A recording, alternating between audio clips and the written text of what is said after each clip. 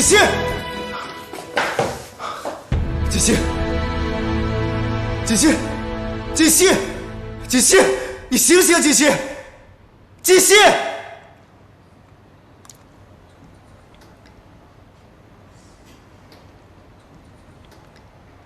也不知道贺锦熙现在怎么样了，和我斗，这就是个开始。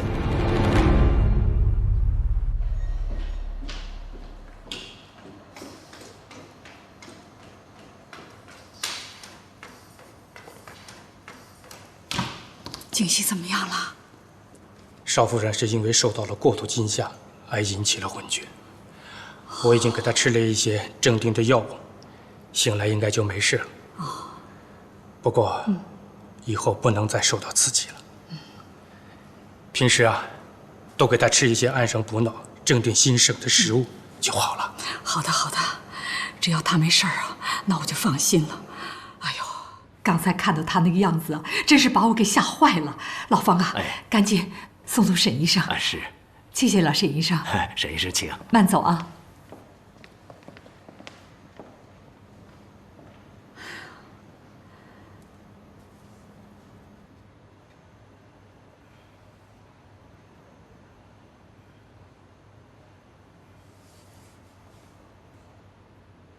锦溪。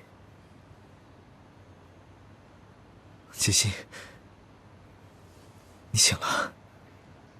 顾西城，现在感觉怎么样？啊，天哪，是你救了我吗？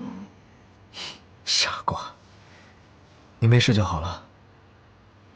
都是我不好，让你做清洁工，要不然也不会发生这样的事了。哎。 我扶你起来。哎呀，感觉怎么样？挺好的。其实今天的事情不怪你，都怪我自己太大意了，不小心把门给反锁了。我得谢谢你救了我。行。